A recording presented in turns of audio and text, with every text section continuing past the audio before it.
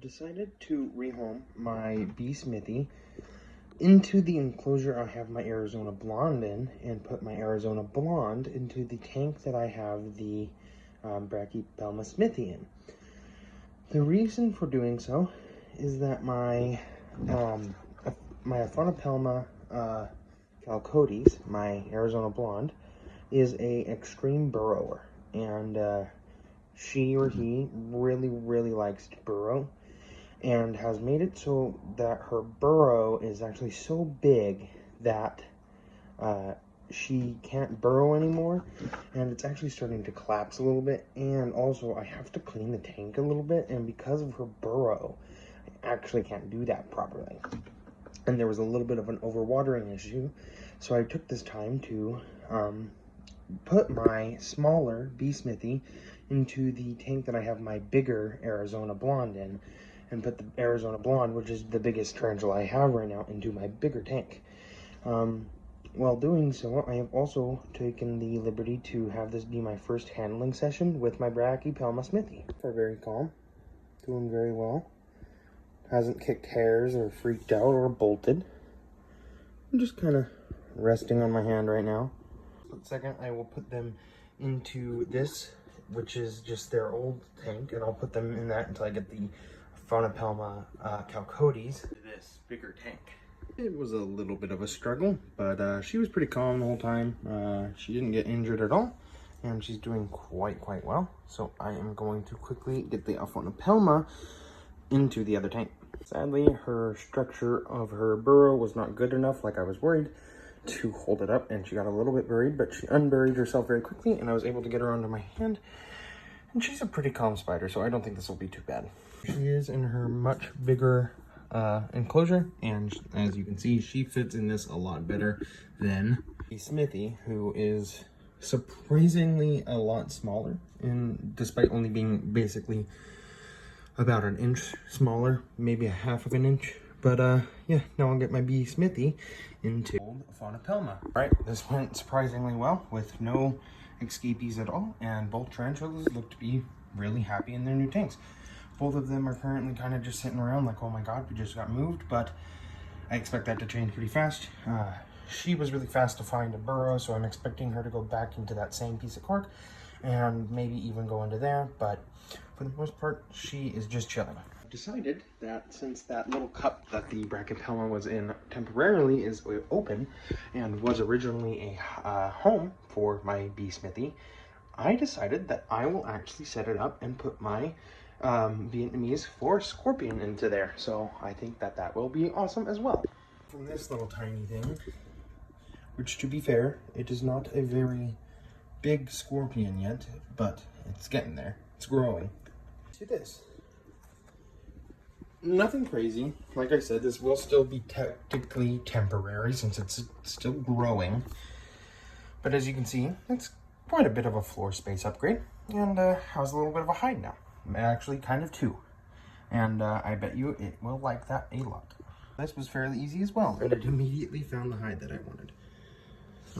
I didn't really have what I needed to like pick it up by the tail, and I also don't expect myself to perfectly be able to do that without hurting something, so I just kind of scooped it in there, and that seemed to have worked without any issue or harming it at all. So I was happy that that went without any issues. I was a little bit worried, not going to lie. The Asian forest scorpion is in here. It's hard to see because this thing is definitely very glary. My Brachypelma Smithi is right up here in the old Aphonopelma tank.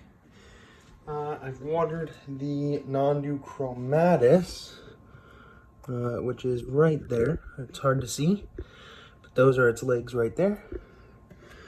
The Gramstolapulco is also watered, and that's it right there. It's also hard to see.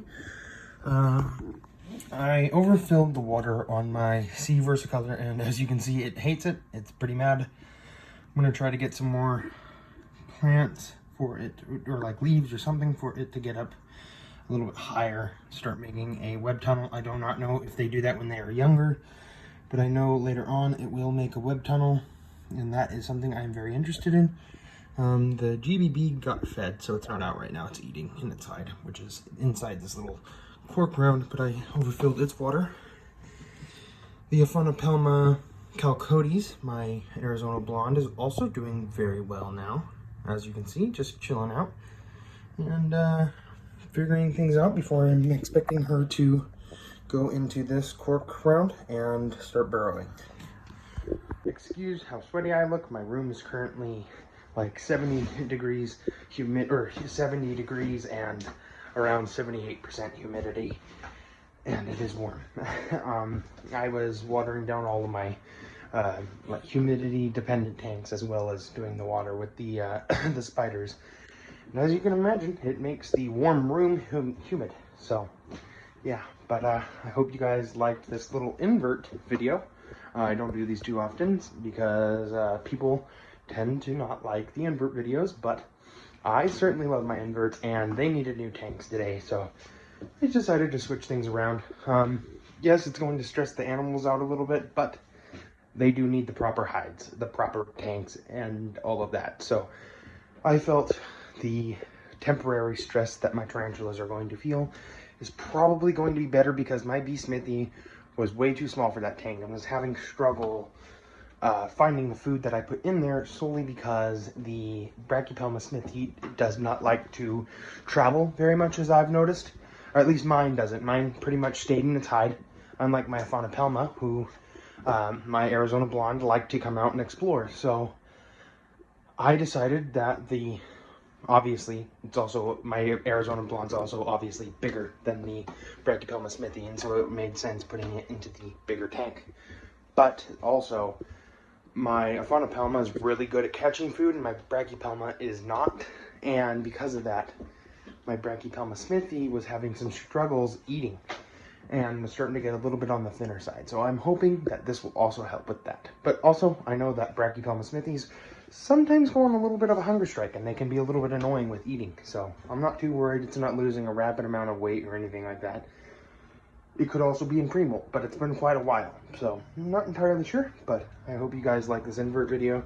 Hope you stick around with me and my reptile friends, and we will be coming with more news, updates, and possibly more animals in the future. So I hope you enjoy, and I hope you stick around.